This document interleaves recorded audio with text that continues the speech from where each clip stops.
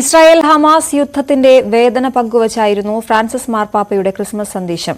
യേശു ജനിച്ച മണ്ണിൽ യേശുവിന്റെ സമാധാന സന്ദേശം മുങ്ങിപ്പോകുകയാണെന്ന് മാർപ്പാപ്പ പറഞ്ഞു. സംസ്ഥാനത്തെ വിവിധ ദേവാലയങ്ങളിലും പാതിര കുർബാന നടന്നു.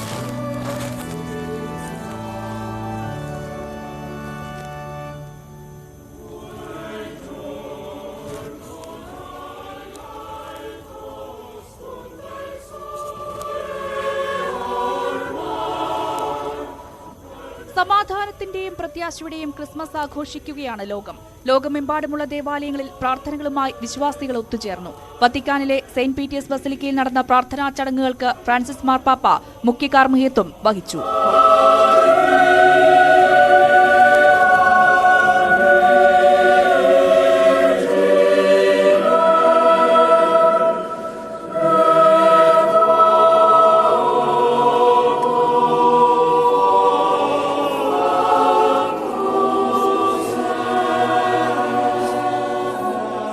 ഇസ്രായേൽ ഹമാസ് യുദ്ധം പരാമർശിച്ചായിരുന്നു ഫ്രാൻസിസ് മാർപ്പാപ്പയുടെ ക്രിസ്മസ് സന്ദേശം.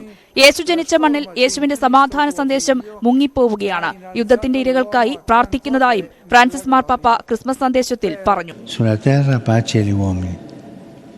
Il nostro cuore stasera è a Betlemme, dove ancora il principe della pace viene refutato dalla logica perdente della guerra. സുവിശേഷ വായനയ്ക്ക് ശേഷം തിരുപ്പിറവി അറിയിച്ച് പള്ളിമണികൾ മുഴങ്ങി.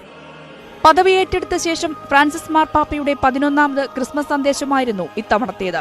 സംസ്ഥാനത്തെ വിവിധ ദേവാലയങ്ങളിലും പാതിരാ കുർബാന നടന്നു.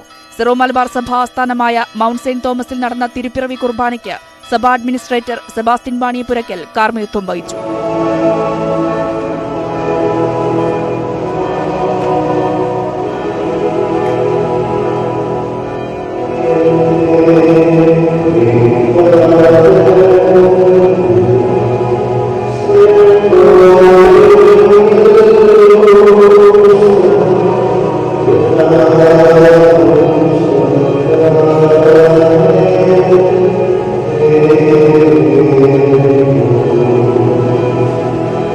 എറണാകുളം സെന്റ് ഫ്രാൻസിസ് അസീസി കത്തീഡ്രലിൽ വരാപ്പുഴ അതിരൂപത archbishop doctor Joseph Kalathiparambil തിരുകർമ്മങ്ങൾക്ക് മുഖ്യ കാർമ്മികനായി.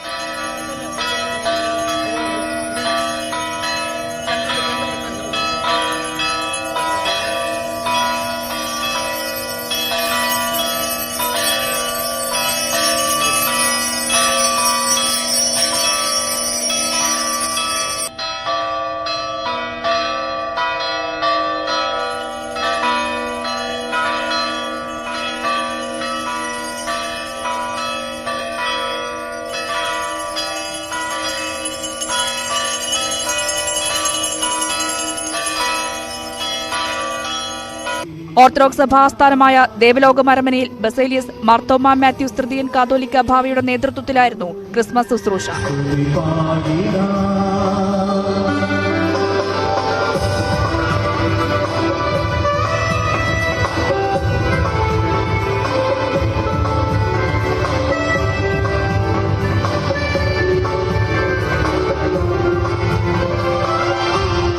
തിരുവനന്തപുരം പാളയം സെന്റ് ജോസഫ് പള്ളിയിൽ ആർച്ച് ബിഷപ്പ് തോമസ് ജെ നെറ്റോ പാതിരാ കുർബാന അർപ്പിച്ചു.